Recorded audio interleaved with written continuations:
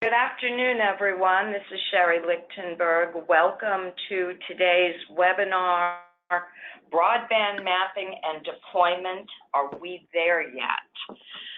We're going to have a discussion today about the FCC's new broadband map, the work being done in terms of mapping broadband availability in various states across the country, and we're going to look at how the European Union is addressing this same issue.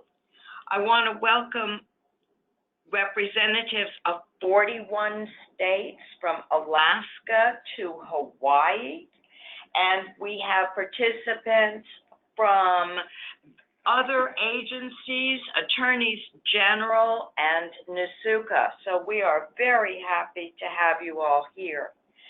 Today's panelists are Dana McKenzie, who's the Executive Director of the Minnesota Office of Broadband Development, Michael Romano, Senior VP for Industry Affairs and Business Development at NTCA, Stephen Rosenberg, who is the Chief Data Officer in the Wireline Competition Bureau at the FCC and who is responsible for this map, Joe Tiernan from the Massachusetts Department of Telecommunications and Cable, and Chris Witteman, who is a retired member of the California Public Utilities Commission, who's gotten so interested in broadband mapping and how that's being done across the country that he's using his retirement to figure this out.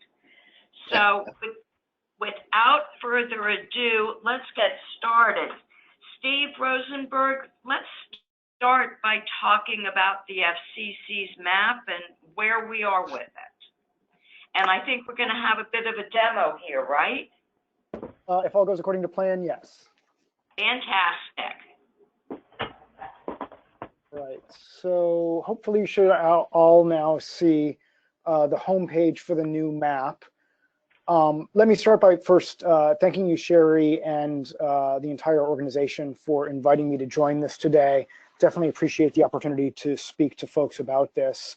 Also, a bit of a standard disclaimer, particularly to the extent that we get into policy discussions and questions about future commission action. I'll be giving my opinions, which are not necessarily those of the chairman or the other commissioners here in the building. So with that aside, there's a video demonstration of the map on the map itself. So I'm not going to walk through that exactly. I'll show you all where to find that.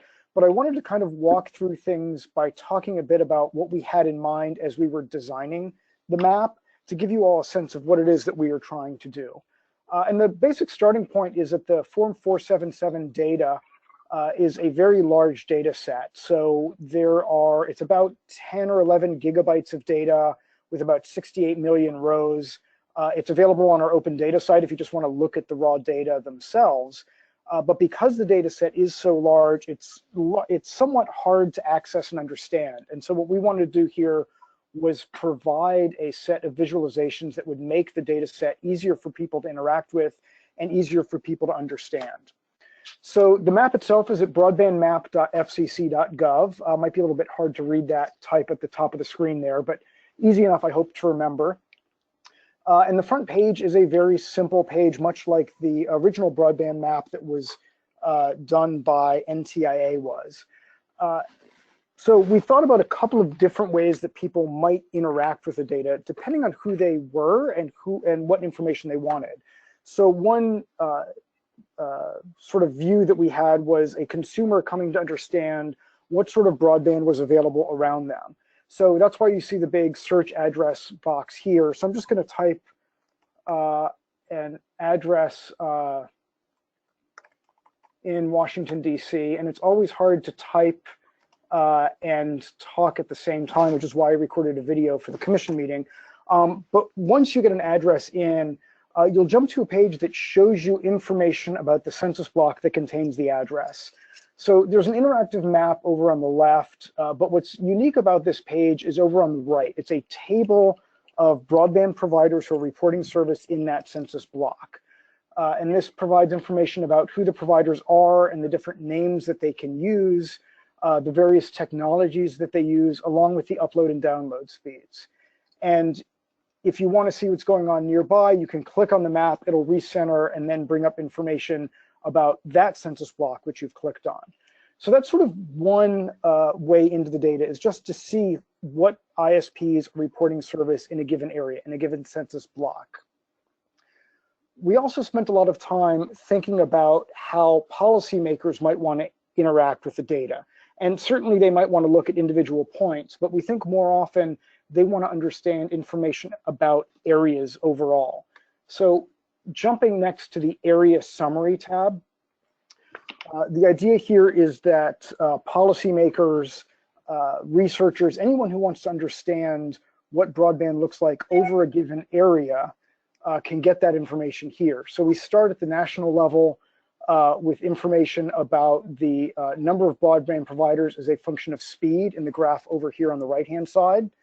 And then there's actually two other graphs which break out urban-rural differentiation and tribal, non-tribal differentiation. So just trying to put all of the information, not just the map, but the actual data that are there together and readily accessible for people.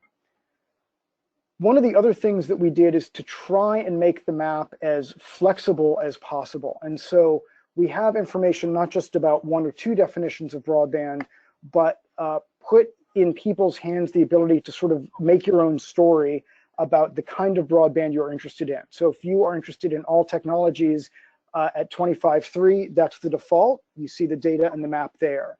If for some reason you are interested only in, say, wired broadband, you can turn off satellite and terrestrial fixed wireless and maybe other if you're not sure.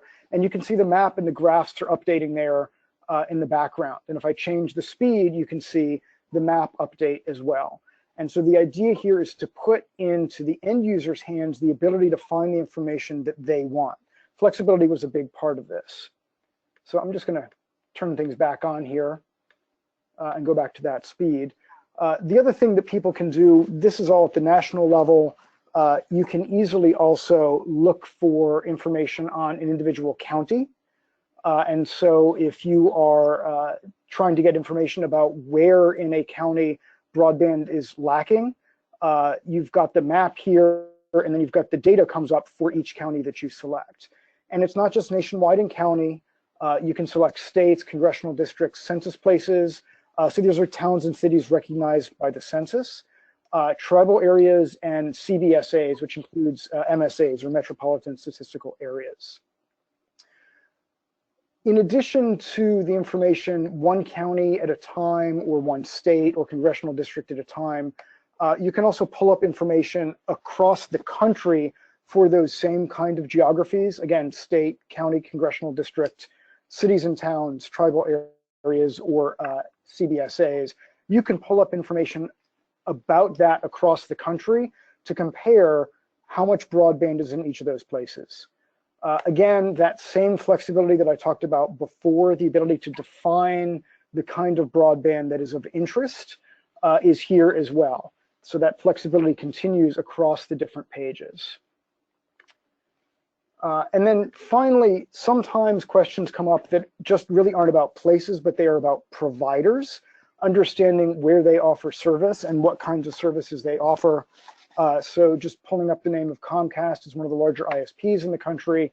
You can get information, a map on exactly where they have service, and then lower down the page, information about the technologies and speeds that use. Obviously, Comcast being a cable provider has a cable plant, but no DSL, fiber, or fixed wireless or satellite reported for consumers there. And you can put in, oops, sorry, I didn't mean to zoom out like that. You can put in more than one provider if you wanted to compare footprints. Again, depends on the kind of research or analysis you're doing, but you might want to look at the overlaps between large ISPs like AT&T and Comcast and see where those overlaps are and the different technologies and speeds that they report. Finally, for those who want to get at the underlying data, all the data here are public. So we've done our best to answer all the questions that we can with as flexible and hopefully intuitive an interface as we could create. but sometimes you just need to get into the underlying data. So we've got the data download information here that gives you access to all the public information on which the map pages are based. And then finally, the About tab, just a little bit of information about some of the details, some of the developer tools that are available. And I mentioned right at the start, the video. If you have not heard enough of me walking through the map and want to see it again, feel free to go to the About page, hit play on there, and you can see a walkthrough of the sort of an overview of the various capabilities of the map. So with that, I think I will turn things back. And if we have more questions about something or want to see something, hopefully we'll be able to make that work. Thank you. Stephen, that was a really interesting discussion. Let me remind everyone who I'm sure is busily now putting in their own personal address into the FCC map that if you have a question, you can type it into the question box that you see on your screen. And if you are not viewing this on your computer, you can always send that question to me and we will try to answer it as part of today's webinar. Let me ask Dana and Joe to comment on the mapping and to put it in context of the mapping that you're doing individually in your states. This is Dana, and just from Minnesota. And by way of context, we are one of a small handful of states that's continued a state-level mapping beyond the ARA stimulus-funded SBI program that sunset, I believe, in 2014.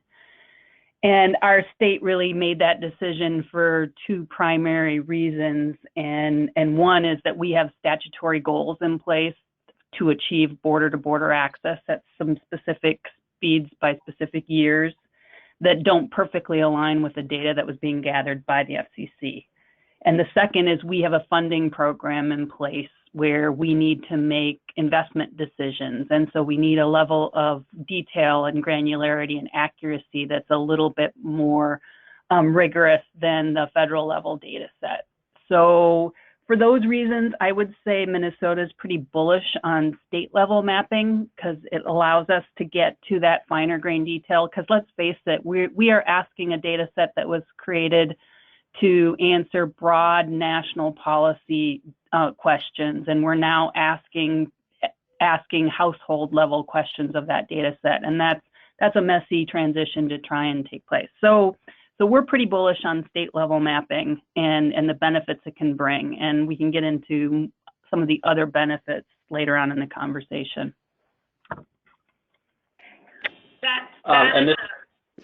Sorry, go ahead, Joe. Sure. Yeah, just to pick up from Dana's points. This is Joe from Massachusetts, the DTC. So we at the DTC, we don't do the mapping ourselves for broadband mapping for public purposes, but we see ourselves more as a resource for people. Broadband mapping to us has a pretty dynamic quality to it. People have many different reasons for wanting for needing to map broadband, and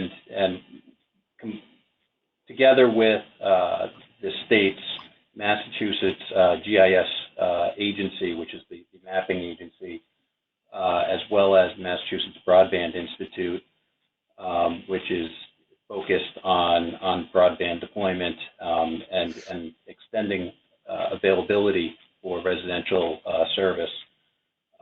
We kind of help point people to the proper sources where data might be available, whether it's from the FCC for Form 477.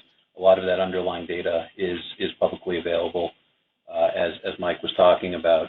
But there are other questions people have when it comes to broadband, not just a physical availability of commercial service or retail service. We get many questions about facilities whether there's multiple providers, what kind of facilities, as well as state and local infrastructure that that companies might be looking to build out on. So there's many different things that could be mapped, and so we see ourselves kind of acting as a resource depending on the purpose. So, Mike Romano, this information goes to the FCC via Form 477, and your members obviously provide that sort of information. How are you all participating in this process? Yeah, thanks, Sherry. So then thank you for having me on the webinar to join everyone in this discussion. Yes, our members are the small, rural local exchange carriers out there, serving usually the areas that are about 7 people per square mile or less. So very rural areas. They, as you mentioned, are submitting information through Form 477, as every ISP is, which then rolls up into the maps that the FCC is displayed here, which are terrific starting points and resources for identifying availability. As Steve Rosenberg mentioned, those are done at the census block level. So they do have an issue where basically if one location is served in a census block, they pick up the entire census block and show that as served, but that's just the the denominator, the granularity, if you will, that right now is part of the Form 477 process. They submit that information twice per year, I believe it is. Yes, twice per year. And in addition to that, I would just mention, as Universal Service Fund recipients, they also have, many of them, obligations to report in a separate portal that does so on a more granular basis, a location basis, which is a condition of receiving high-cost universal service support called the Hub portal. So they really factor in or feed in information in a couple ways to the FCC and to USAC as well. And then obviously the FCC and USAC use those for a variety of purposes, as Steve mentioned the map here. They also use those to help, and others use them to help to try to drive decisions about where funding is needed, where additional resources are needed, where competitors may exist such that funding is not needed. All of those things are, to some degree drive off of these maps, subject to some checks that, we probably will talk about over the course of the webinar. So, Stephen, a couple of questions for you. First of all, how often are you updating the maps? As Mike says, we get new Form 477 data. Do you take it immediately? Is there a mapping update schedule? How close to, can't think of any word other than reality, are you when it comes to the map?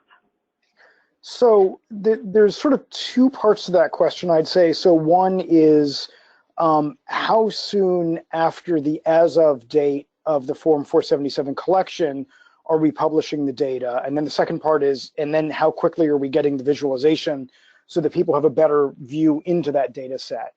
The first one varies quite a bit because of the interaction Commission staff have with the ISPs. So right now, we are waiting on data from exactly one ISP to clean up its filings. It's a big enough provider that not doing so might cause some problems in the data release, so we are working with them to get that done. As soon as, and so this would be, the next data is for data as of June 30th, 2017. And again, the reason that that's not out is because we're waiting to get the data set cleaned up a bit still. We have in place a process to take that data set and map it, and then not just update the map so that you see the latest data set, but to actually give end users a choice of whether to look at the December 2016 or June 2017 data. So you can sort of step through the data if you want. I expect that to happen in, I've been saying this internally for weeks, I expect that to happen within a matter of weeks, but it really depends on when we get the data finally cleaned up from the ISPs. And what happens when someone finds an error in the map? How do they follow that process to figure out, is it right? Is the map a problem? What should folks do? So, and this is tricky because, number one, we can only ensure that we get data from our regulatees, not from people at large. And in fact, the regulatees are required to certify that their data are correct to the best of their knowledge, right? And so when we get a third party coming in and saying the data are wrong, it's hard for us to do a finding of fact on whether that's true. So for example, I had someone email in and say that the data that for their apartment building in Washington, D.C. was incorrect, that one of the ISPs shown there wasn't there. And they gave me the address, and I was able to confirm on the ISP's website that that was in fact the case. But does that mean that the provider doesn't offer service to anyone in that block? Probably not. And it's hard for us to evaluate that on a building by building basis. And of course, that person doesn't know about the rest of the buildings in the block. So it's a little bit hard for us, given that we are collecting data only at the census block level, to resolve issues when they come in, because a single report is not dispositive necessarily. We'll talk, I'm sure, more about changing that granularity, but that really does make it difficult at times to evaluate information we get from third parties like that. And so, Mike, what are your folks saying about the usefulness of this map in trying to determine where it is that they ought to focus their resources in terms of building more broadband? A couple things there. First of all, given sort of the local focus of our membership, they oftentimes know where within their own serving areas broadband is lacking, or in others nearby adjacent service areas for that matter, where broadband is lacking. They're hearing from the customers typically, and can try to do the build out accordingly. I think the sort of other question that I want to sort of ping off of from that is, how we as a sort of nation, policymakers and everyone involved decide where best to use the resources. And the 477 is probably I think the best data source we have available right now. I mean, the FCC does a tremendous job vetting that and cleaning that up and scrubbing it and doing the best they can, as Steve mentioned, and producing the maps like they have.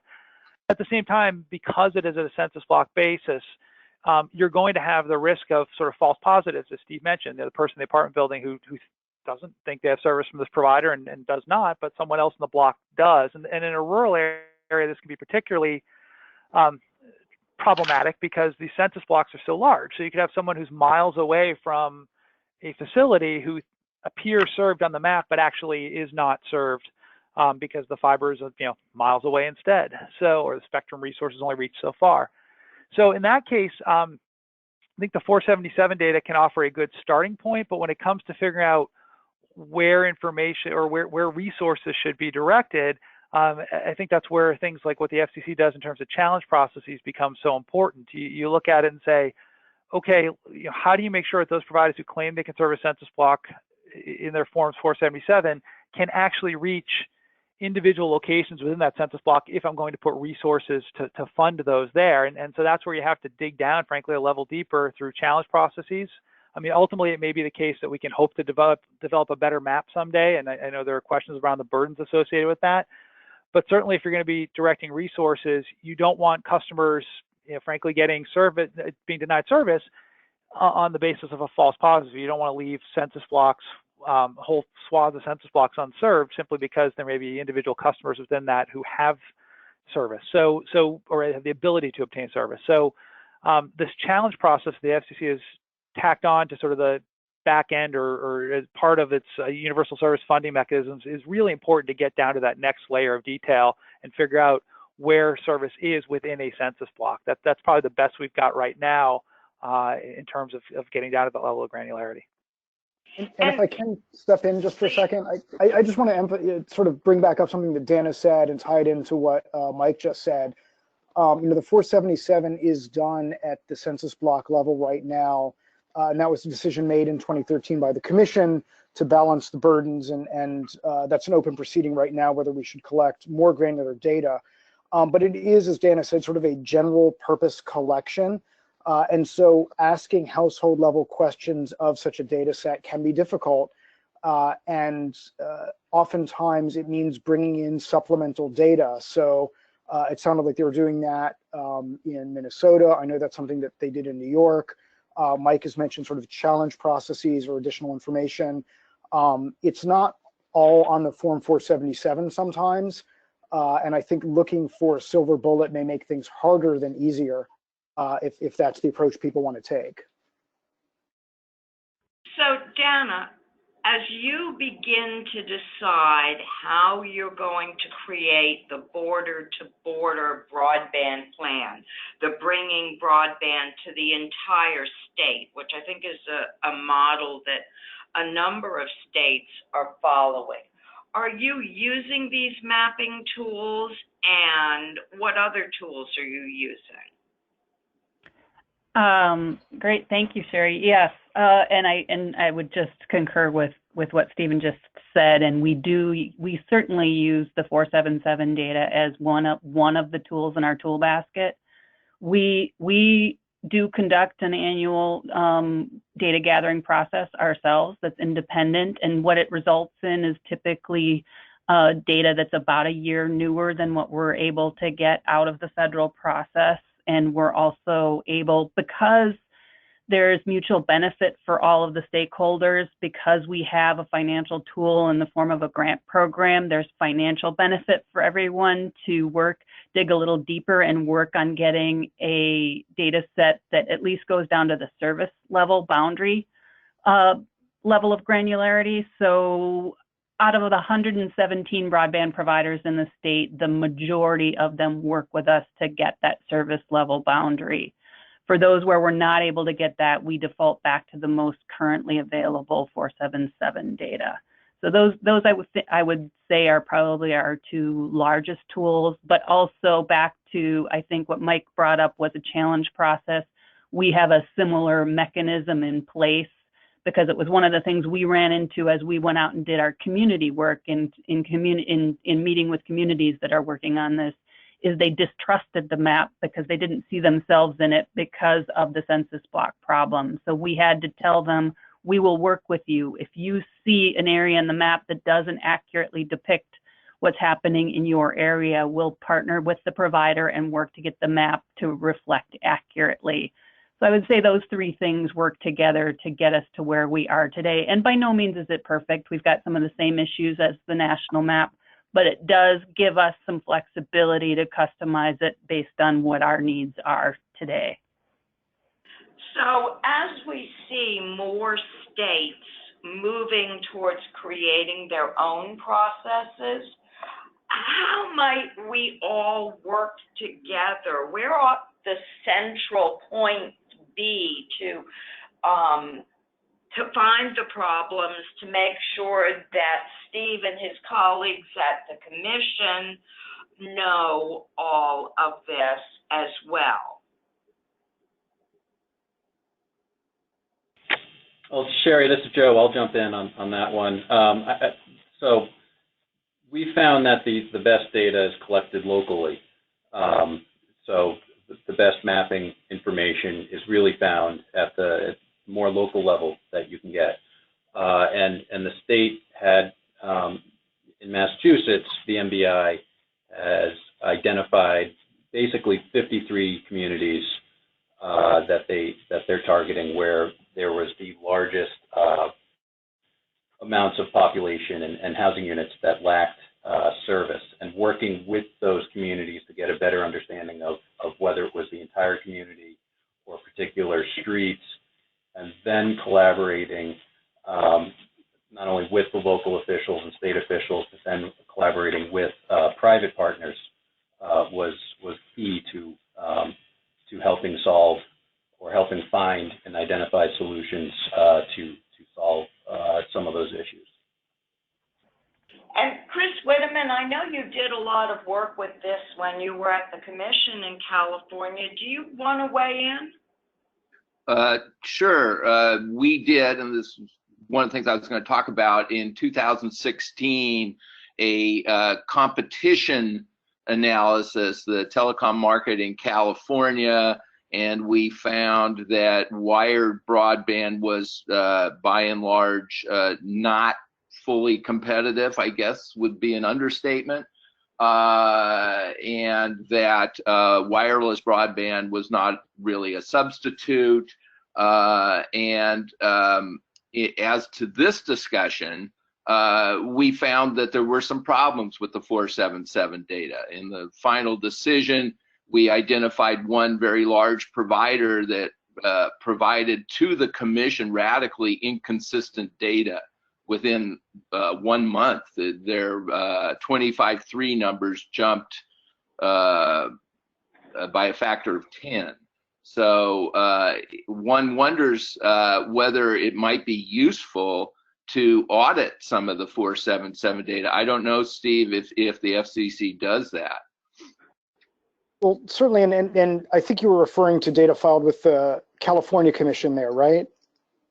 Well, it's 477 data, so we ask the providers, give us what you give the FCC. Yeah, so in fact, California Commission is collecting, I would say, a superset more than what the FCC receives.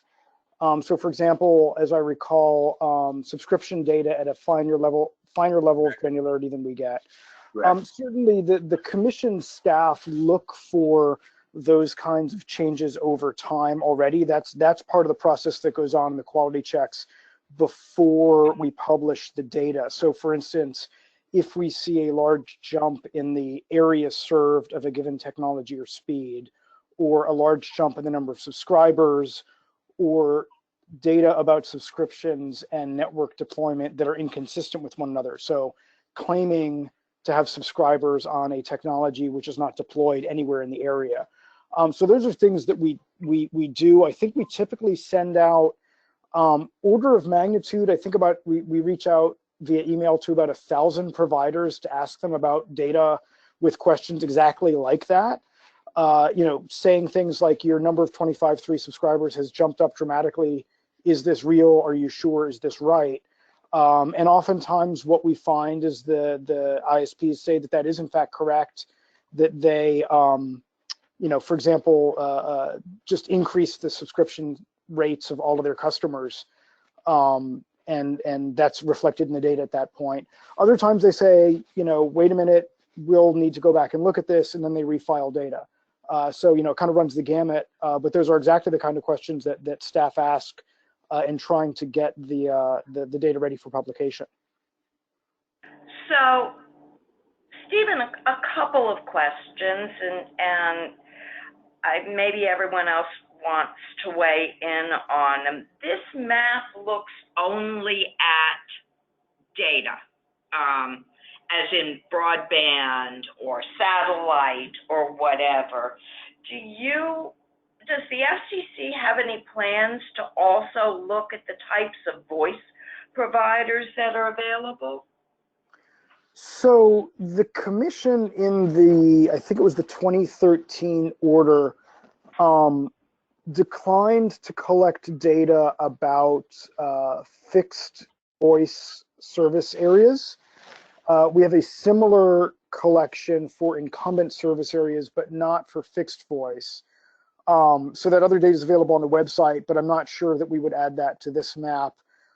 There is a collection of mobile voice footprints as well as the mobile broadband, but currently those obviously are separate maps and not part of this one. And how do you integrate new data into the map? For instance, we've talked about the hub, and data is coming from that. How do you integrate that data into the map? So that's all a bit new, and to be honest, we're still working through that. I think what I'm hoping we can get the staff to do in the first instance is to make sure that the hub data and the Form 477 data are consistent with one another. That is to say, to make sure that any location that is reported as served in the hub is also showing as served in the Form 477 data in that block. Beyond that, it can get a little bit tricky, just given the nature of the hub collection. It is point data, but it's point data from only one provider, and that point data, those point data points can either be geolocated, that is, go out and measure in situ exactly the latitude and longitude, or geocoded, which is using software to get the points. Those of us who live in urban areas or even most suburban areas are used to Google being really good at that geocoding. You know, when I type in my address, it hits my rooftop. In rural areas, based on some sampling that I've done, it is often more than 100 meters away from a rooftop. And so it's a little bit harder to just drop that onto the map in the same way. And so, you know, my hope is first and foremost to align the two data sets, and then as a starting point to figure out how to map the hub data, and then look at ways that the two data sets can be combined in a way that's intuitive and really makes sense. Mike, do you want to weigh in on that? How good are the maps at looking at these rural areas, particularly as you begin to expand, as your members begin to expand their coverage? Sure. So yeah, Steve's right. I mean, USAC in sort of setting up the hub portal and helping, you know, pursuant to the FCC's directives, implement the reporting requirements, the mapping reporting requirements. They're really not yet mapping necessarily. But when they set up this sort of geolocation requirement, they defined 3 different ways of doing this. They had sort of the GPS in the field, which basically says you're there stamping where you are right under the rooftop when you've gone to do an install or to have, you know, service available at a particular place. You could do desktop geolocation using sort of a web-based map and imagery, or you could do automated address geocoding. And those are the 3 sort of permitted ways of doing the geocoding that feeds into the hub portal. Steve's right that sort of in sequence they get less accurate as they go, but I guess I would still submit that each at the end of the day is vastly more granular than the census block approach we have today. So in that regard, they represent an improvement. Now, that being said, there is a burden to collecting these, and the burden is somewhat, you know, in reverse sequence, inverse order of their accuracy. It's obviously easier to sit at a desk and enter a geocode and sort of hope that it plops down right next to or within a certain, you know, very close distance of the rooftop that you're purporting to serve, than it is to have somebody out in the field stamping it with a GPS at the time they're doing the install. So, you know, there may be some transition that's needed here or some thought that's needed if you're going to use this on a more widespread basis to have this be something that's applied going forward, which is something we've suggested, versus going back and making people roll trucks to go back and collect all of this information, even if they're not doing upgrades at a given premise, for example. So, but if you use one of the other methods, it's not going to be necessarily as accurate as standing under the rooftop and stamping, but you'll get closer than you do on a census block basis. So as with all of these things, you know, we're struggling, I think everybody's struggling with the tension of you want to be as accurate and as granular as possible. You want to be respectful or mindful of the burdens associated with collecting this information. And you want to have something that at the end of the day, you can validate so that you make sure that policy decisions, for example, are being guided by the best available data. But you know, perfection here probably is going to require a level of burden that's quite significant. If you give some flexibility to geocoding, though, especially if you apply it on a going forward basis, that might be a useful balance and an improvement. And as Steve says, then you've got to figure out how in a meaningful, digestible, intelligible way to integrate that with data you've already got previously on hand with respect to census block reporting and may still be getting in for some time to come. One, and I'd add that the additional complication there is when you've got more than one provider reporting in an area. So if you look at the broadband map and look at any speed and include satellite providers, a typical location has, I don't know, 5 or 6 or 7 providers reporting some kind of service.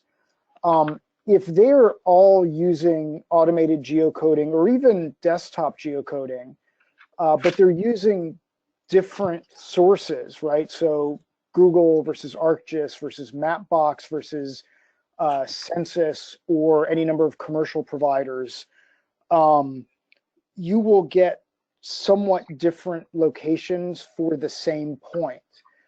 How we can resolve that when we've got, 5 or 6 points describing the same home, very close to 5 or 6 other points describing the next door home, that's really hard for us to process in an intelligible way. We're going to have, I'm guessing, about 750 million points if we do that point collection everywhere. And so there, as Mike was saying, there's an inverse relationship to the burden and the accuracy, but getting a little too loose on the accuracy means that you could have a sort of Tower of Babel problem that makes it very hard to really understand what's going on at all. Yeah, and Sherry, I'm sorry, Sherry, just if I could add one other point. Yeah, so Steve's right. I mean, that is a tension. I think what that tension highlights is that no matter what, and this goes back to the point I was trying to make earlier about there being no perfect method here, no matter what method we choose, you choose, everyone chooses, at the end of the day, when you're making decisions with respect to public policy and trying to figure out where, for example, dollars should or should not flow for supporting broadband networks in areas, I think, unfortunately, for better or for worse, it's always going to involve some need for a challenge process, some need to basically say at the end of the day, either because the data is not granular enough or because the data doesn't necessarily match up for the reasons that Steve stated precisely right, we need to do a deeper dive, peel back a little bit the layers and figure out where is someone actually serving. And that's going to involve that level of rolling up sleeves essentially on a case-by-case basis, for better or for worse, because I just don't know how you avoid that and get to the point where you're confident that dollars are going where they should and not going where they shouldn't. So, Stephen, just one more question on this, and then I think maybe we should look at how this process works in the EU, Chris. Are we covering all of the different types of broadband providers in the map, or are there things like, Google's balloons or the white spaces providers that are left out because they don't use Form 477? So we should capture all of them, but you raise a couple of interesting points. So first off, this is a map of fixed broadband providers and services only. But of course, you can there's mobile broadband, and you can attach mobile broadband to a fixed point. So that's one thing. There's certainly a number of low Earth orbit satellite companies that are looking to start providing service. Those should be picked up, but are not yet offering service. I think the balloons are in a similar place. So we should pick those up. Having said that, there are a lot of small wireless ISPs, for example, and we are probably not capturing all of those. Every so often, our staff gets emails asking us to go find some ISPs that are out there in the world, and we've got emails about WISPs that turned out to be literally a couple of high school kids running a WISP after school. And so, yeah, it's hard to have 100% confidence that we've gotten every small company, but we track down who we can, and we're definitely on the lookout for those sort of technology changes over time. And I assume the states can help you in this by, if they come across a provider that wants to be certified, or that they find out is doing business in the state, they could let you know, and maybe we could look to see whether they really are available. That's right. And we had a couple of companies reach out to us when we launched the map asking how they could get on the map. So we're open always to bringing more providers into the fold. So, Chris, yes.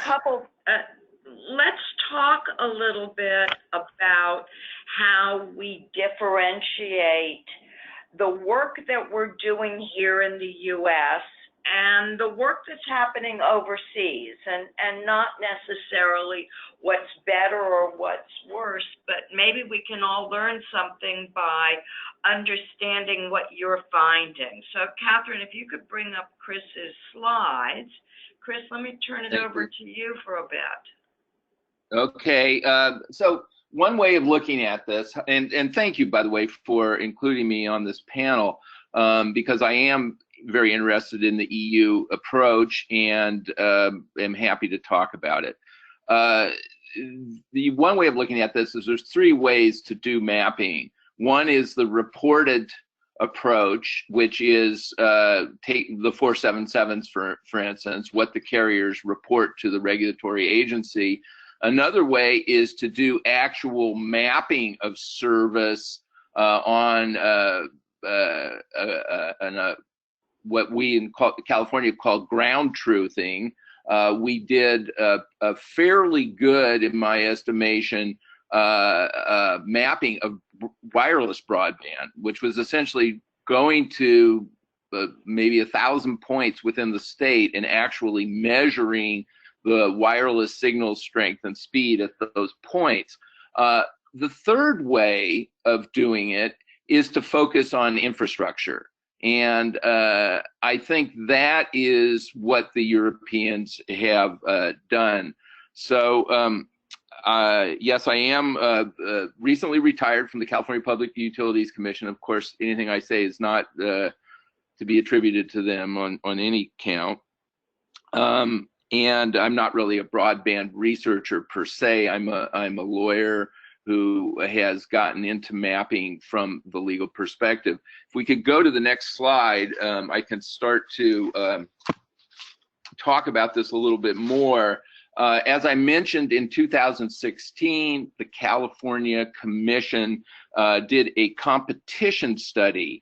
And one of the things that the commission found was that poles and conduits represented bottlenecks that constricted competition. The commission followed up in 2017 by initiating an investigation in rulemaking designed essentially to rewrite and update the right-of-way rules that had been promulgated in 1998 when California became one of the reverse preemption states under Section 224.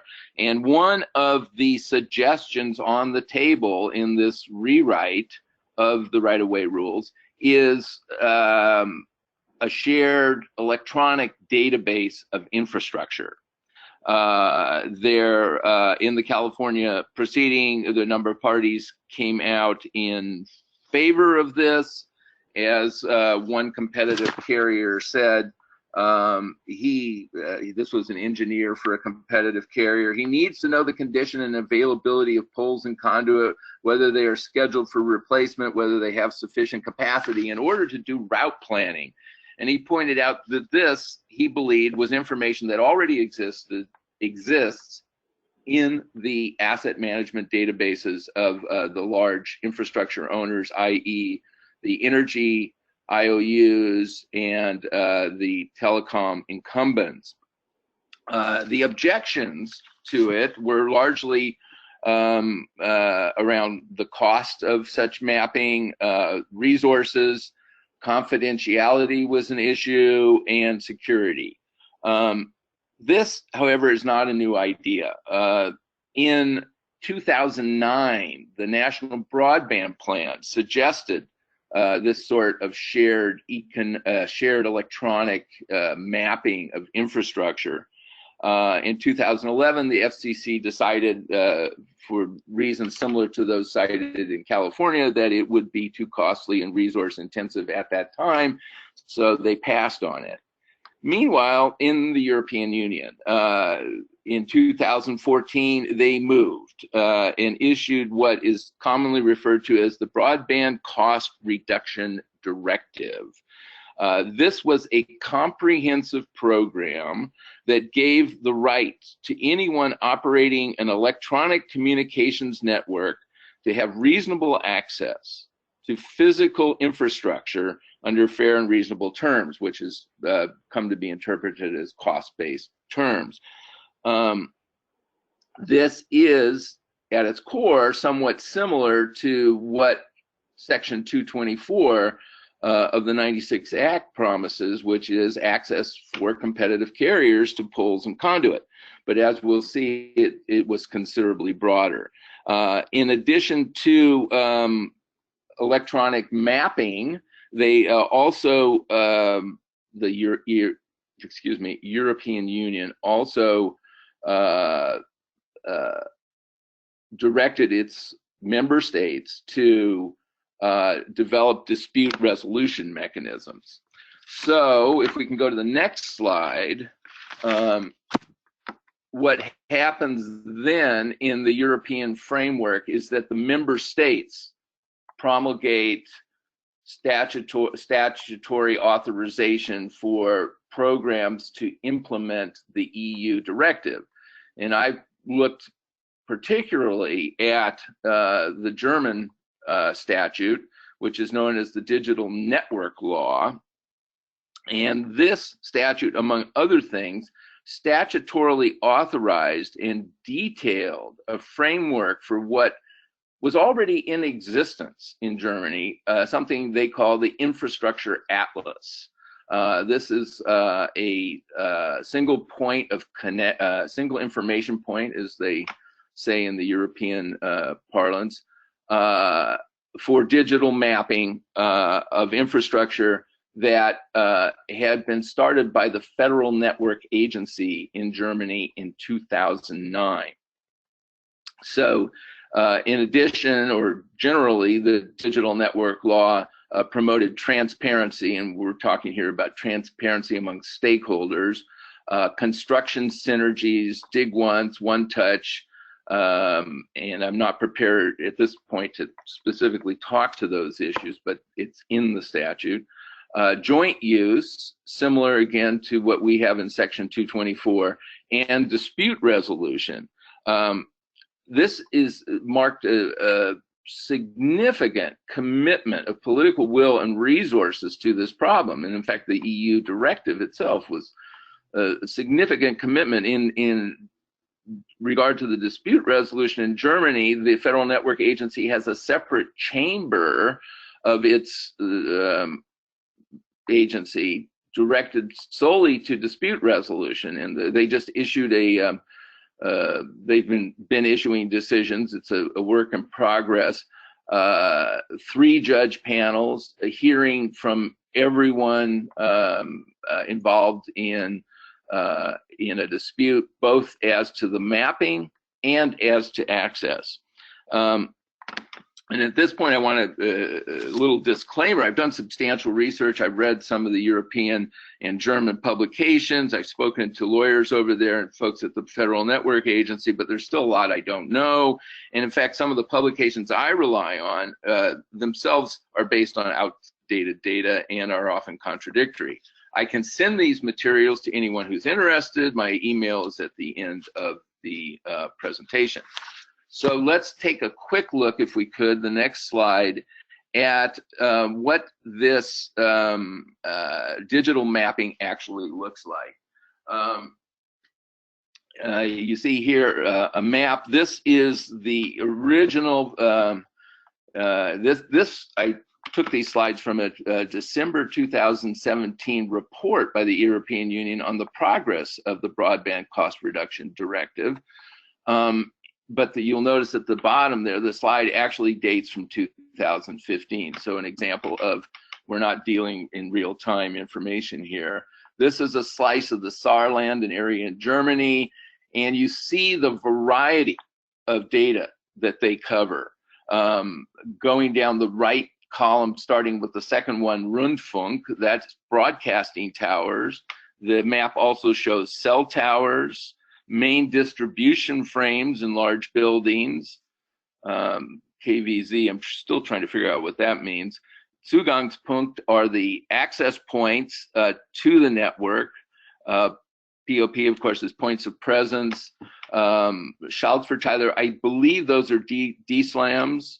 The next one, Bauwerk, that's ongoing construction, so, or planned construction. So there again, we're talking about the dig once idea. Glass fiber, empty conduit is the next one under glass fiber. Cable, I take that to be cable television. And then the next one Richtfunkstrecke is fixed wireless. And here it might, yes. I love the German words, and my last name is Lichtenberg, but I don't speak any German. Can we sort of move to talk about how some of this could be implemented to help Stephen with his map and to help us understand what is the best way to start looking at broadband availability? Because I want us to get through this and then maybe get into some policy discussions. Okay, if we can go to the next slide, that might help move the conversation along, and I apologize for diving into the details. No, we love the details, and everyone will study these slides as we go forward. This is about getting the broadband out there. And it takes a really different approach to doing it. It wants to facilitate, the whole program is to facilitate providers deploying new fiber. So it doesn't relate one-to-one to the mapping projects that are underway in the United States. It's just a different kettle of fish. But in California, there has been considerable discussion about the value of a database accessible to stakeholders in promoting broadband deployment. The German model is available only to stakeholders. It has a broad scope. You've heard some of the technical details that have been collected. An essential difference is that they collect from all infrastructure owners. So not just telecom carriers and energy utilities, telecom incumbents and energy utilities as envisioned by Section 224, but also public power authorities, local authorities, railroads, water utilities, very broad. And so we can talk more about that, but that's a fundamental policy difference. I will skip over a lot of this here. I will, the collection by contract, that the fourth bullet down, there's two things going on here. One is the obligation of the infrastructure providers to provide data to the federal agency, and that's where you get the fixed wireless and dark fiber is reported.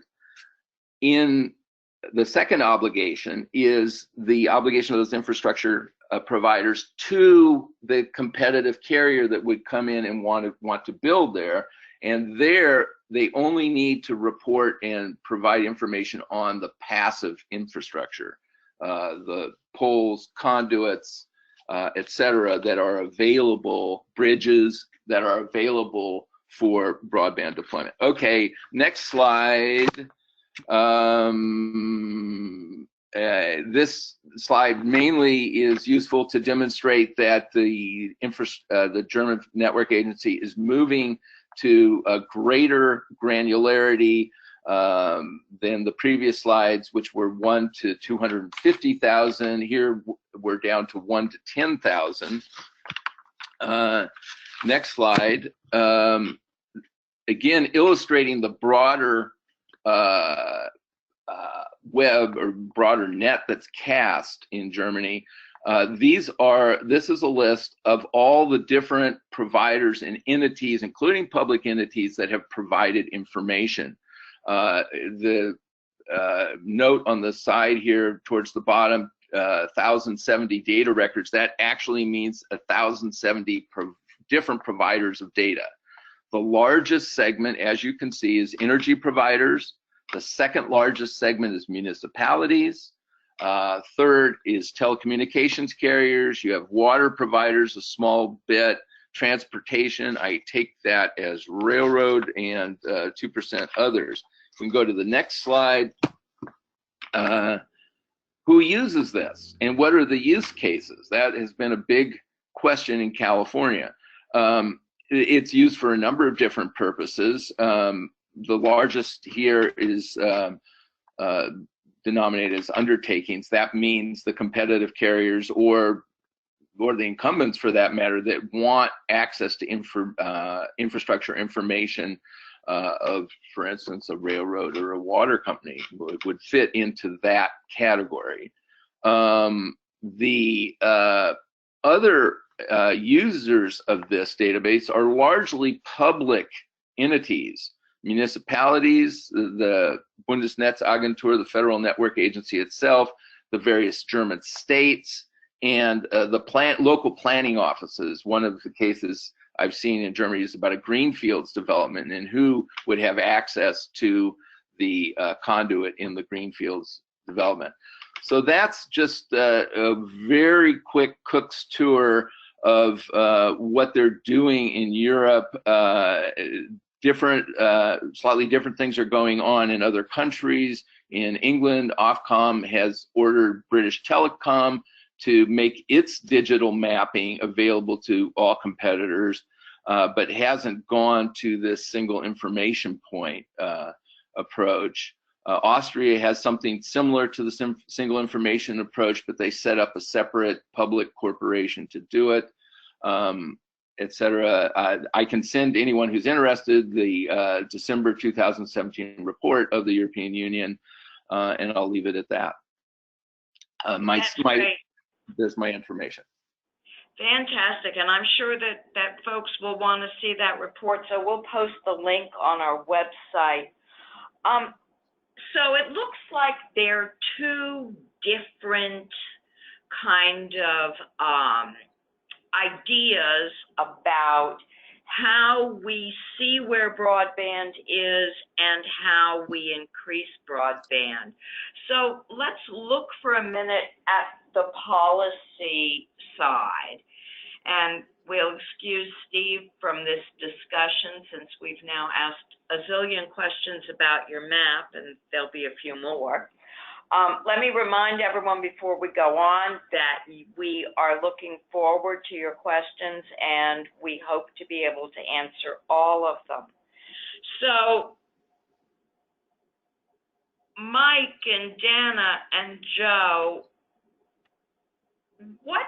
we've got a lot of different monies that are coming in to the various, to the states, to the carriers. We have federal money coming from the CAF, we have RUS money, we have new monies, Mike, that were just made available for USF.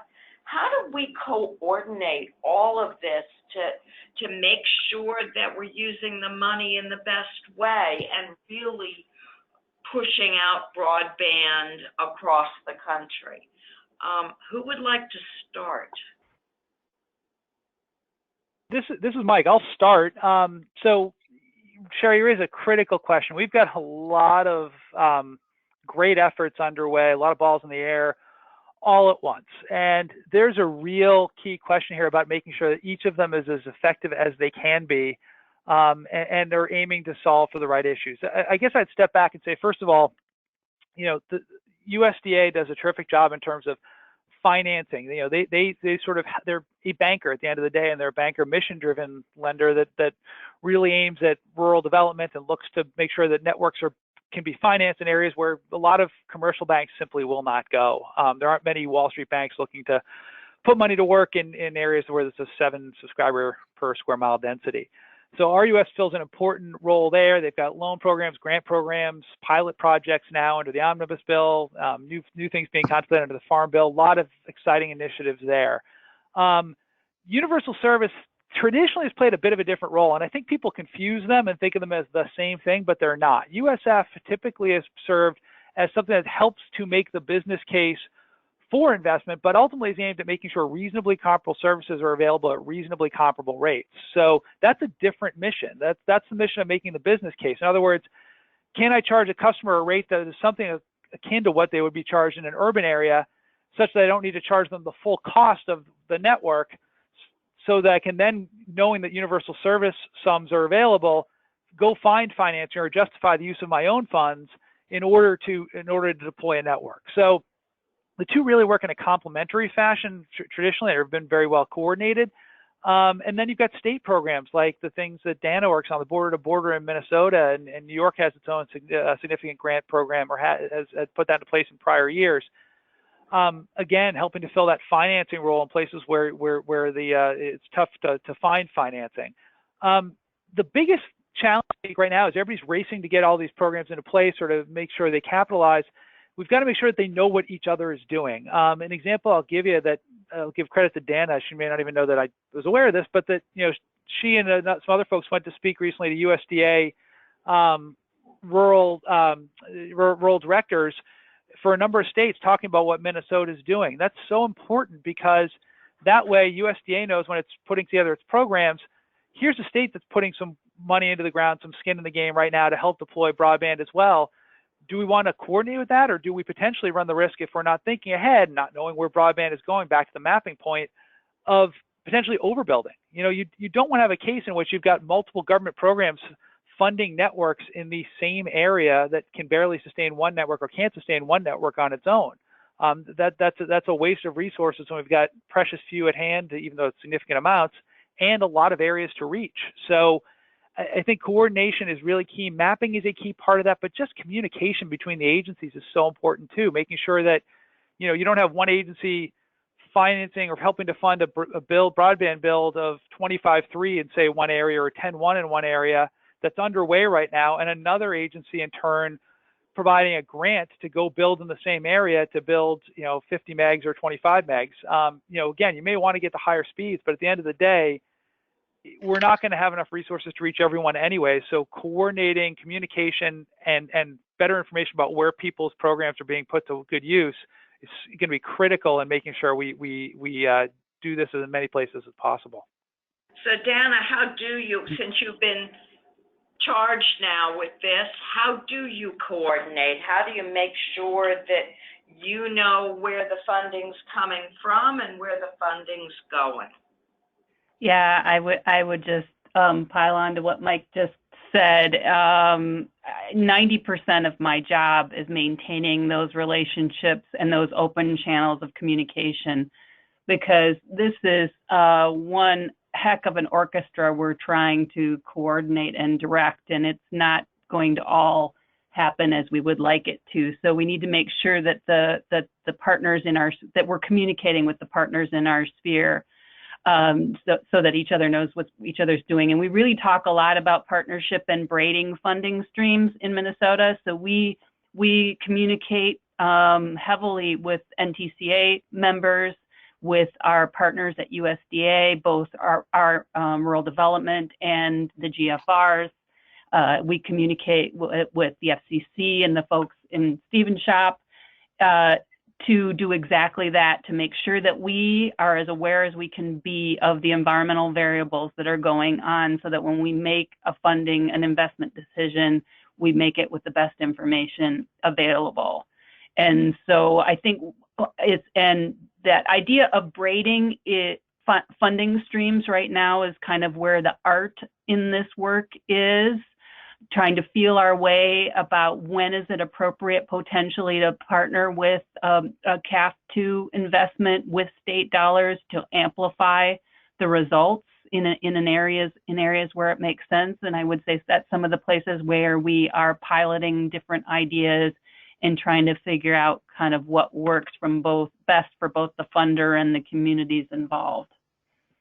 And so, Joe, I know you all have been working with communities that are underserved. I think you mentioned that there were 53 underserved communities where private investment and public investment work together. How is Massachusetts trying to figure out how to put all of this together? I think it all starts on the local level. I mean, these are communities that have been dealing with these issues for decades. Really, have been crying out for advanced communication services, and they're seeing all this funding and opportunities coming, and they're very excited about all these opportunities. To get back to the 53 target communities of the out in Western Massachusetts, so far there are about 18 communities where there's a firm plan in place that the communities, the private companies, including Comcast and Charter, and the state have directed resources and working with the remaining communities. The state's continuing to work with the remaining communities. Some of those are attempting to kind of build out their own systems, or at least in the interim. But it's and some are still looking for private companies, private industry to step up. I think it's continuing to work with the local communities to get a great sense of the demand out there, and to work with the potential sources of revenue, including the state. And it's interesting, Mike brings up the RUS, the coordination that the USDA does on the local level as well, and that really is where it starts, is at the local level. So, Chris, in Germany or Austria, is there like a central broadband czar who says, okay, I've got money from here and money from there, and here's my map, and this is how I put it together? Or are they doing things the same way we are? They, so this goes a little bit beyond my research to date, but I have read articles that not all of their funding is being used. Apparently they put money in a pot and it's not all spoken for yet. They do have a parallel broadband map, very similar to what Steve showed.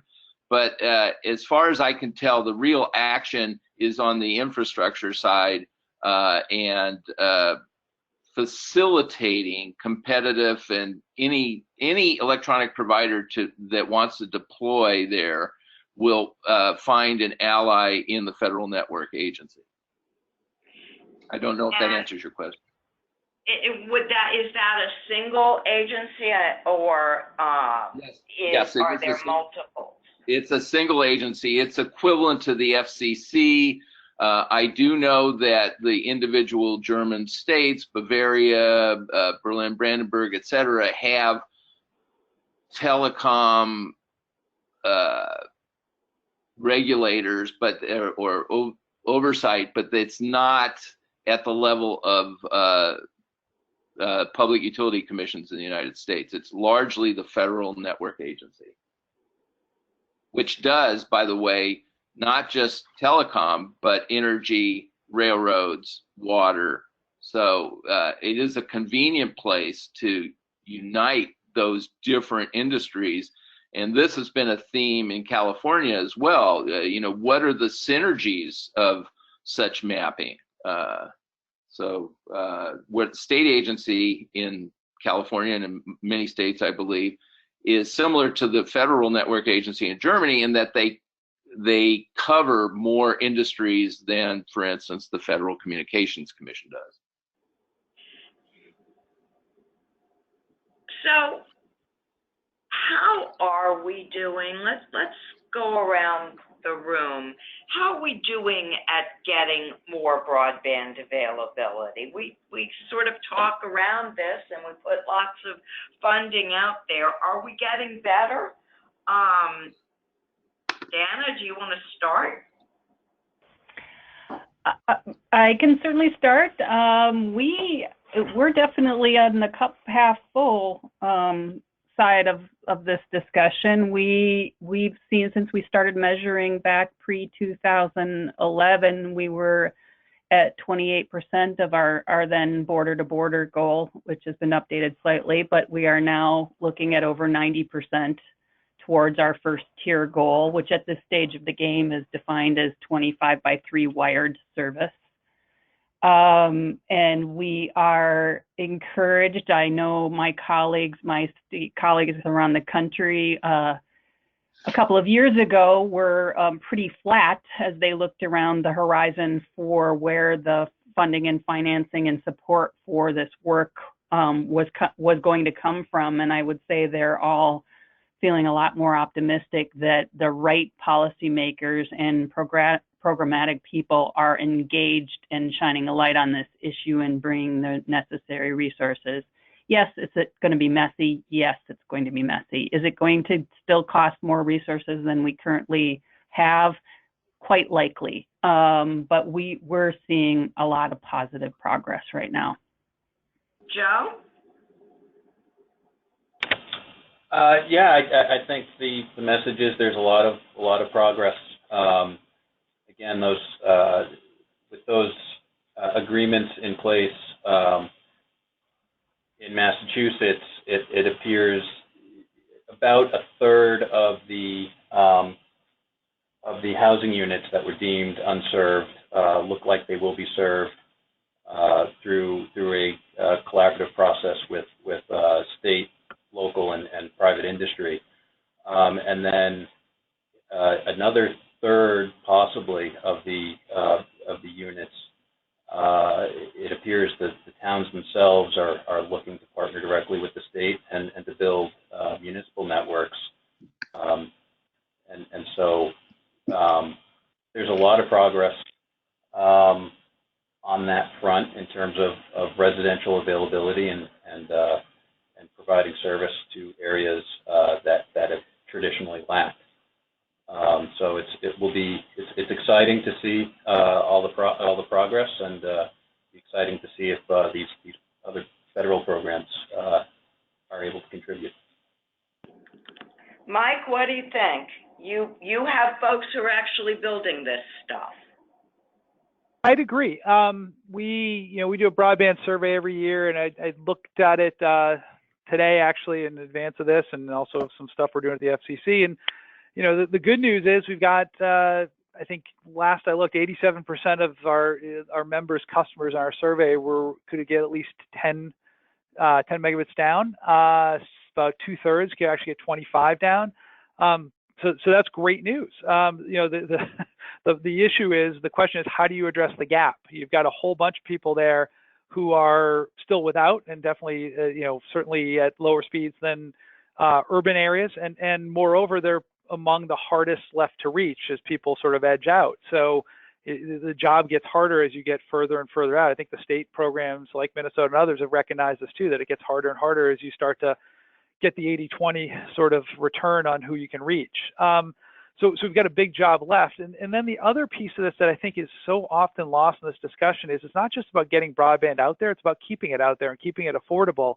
And I feel like sustainability is oftentimes a lost topic in this conversation. The National Broadband Plan had a great focus on reaching the unserved, and we've got a job still to do to reach many unserved places. But sustainability is key too. You build these networks, they're not self-sustaining. You can't just walk away from them and they keep operating. You've got operating demands, you've got increased capacity demands in terms of customers who want higher speeds, who are using these things for higher capacity applications, and that's not in and of itself something that you can just sort of assume is going to be taken care of. So sustainability is a big piece of this too. When you have a trouble call in a rural area, you can get 20,000 people driving a truck 10 minutes in an urban area. You might have to drive 2 hours to reach a trouble report in a rural area. So it's a very different set of economics, and that in itself is another challenge. But those two things being said, the ability to reach sort of the remaining unserved and the sustainability questions, I would say we've made tremendous progress, and we've just got to keep chipping away and making sure we keep focused on everybody putting resources to the right places to keep that going.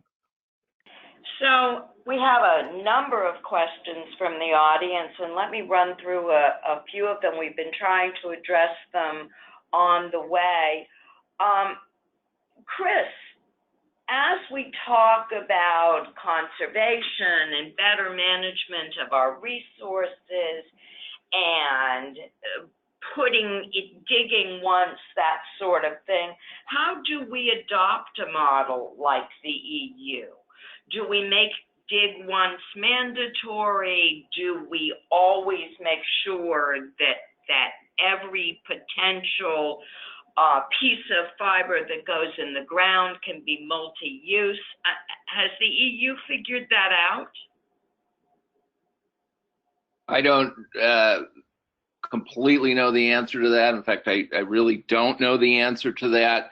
But having a shared map of ongoing and planned construction,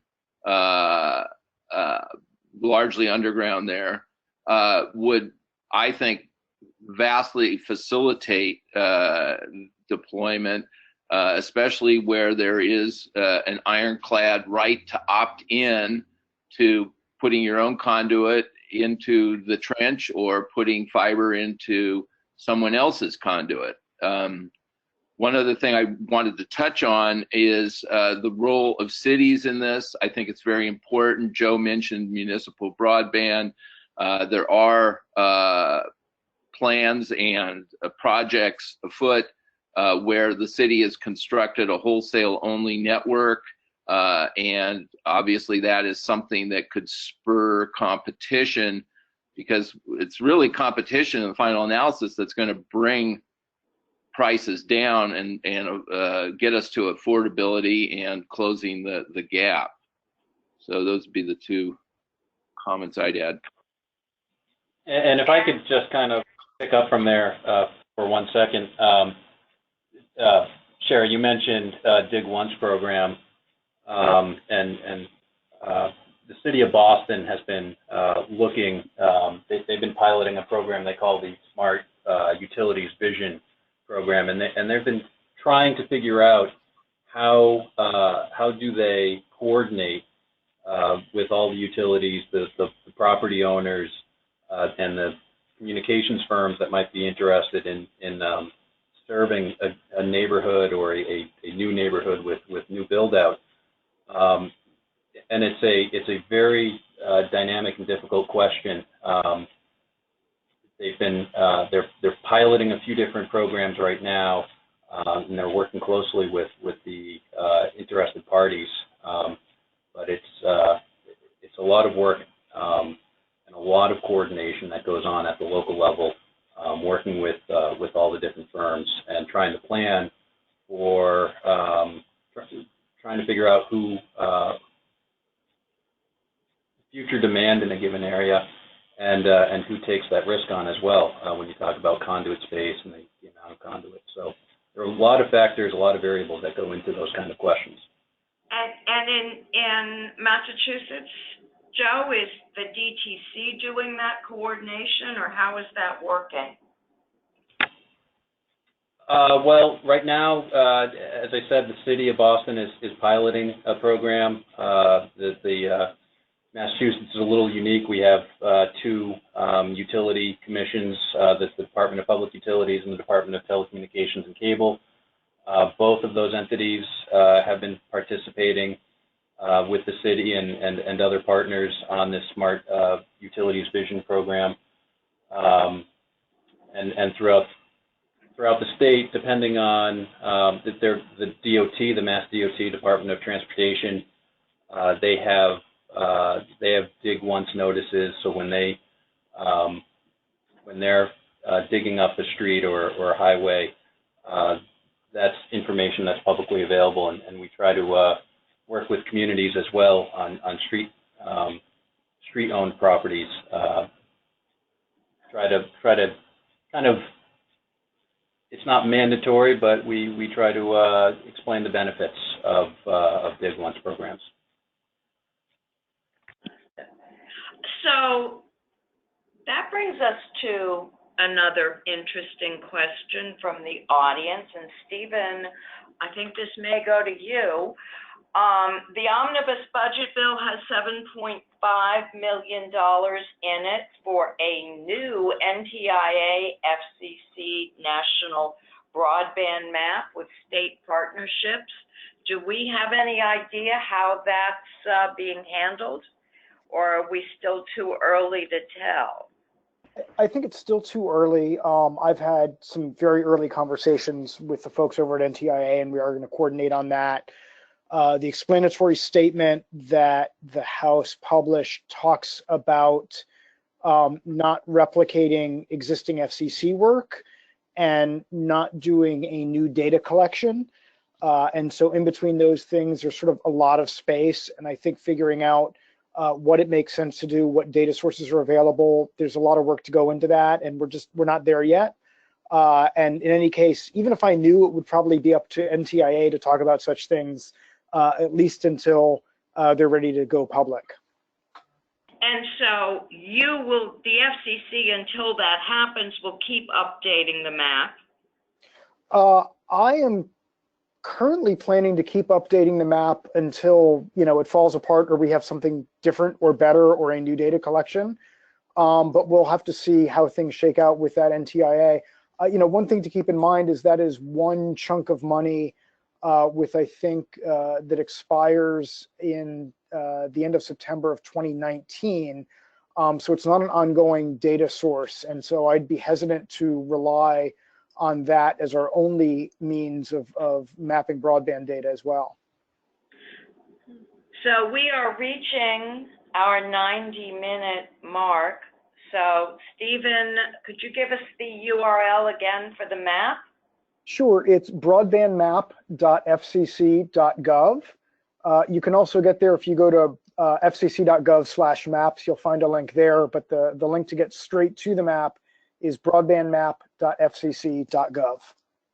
So let me go around the table one more time. Any final words? Dana? Oh, that's pretty broad. Hello, goodbye. It's been fun.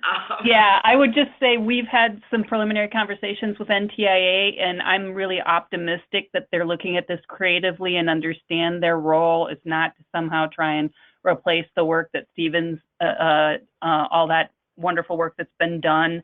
And they're really focusing their efforts on bringing in new and unique data sets that they might add as new filters on what we already have.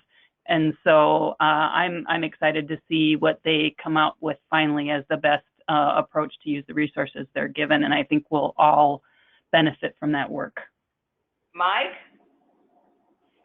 I guess the one takeaway I'd have is that through all this, I just keep thinking there's no silver bullet. But that being said, with a good deal of sort of hard work, we can get to the right answer. It's just going to involve probably a baseline data set that will be at some level of granularity we're willing to accept as a baseline, and then through things like the NTIA information that might be forthcoming, as Dana said, the layers that they may be able to provide in terms of detail, and challenge processes and other fact-finding sort of efforts, we can get to the right answer. But I don't think there's going to be a silver bullet that's magically going to tell everybody at a mouse click away where every apartment and unit within the United States has broadband at what speed from whom.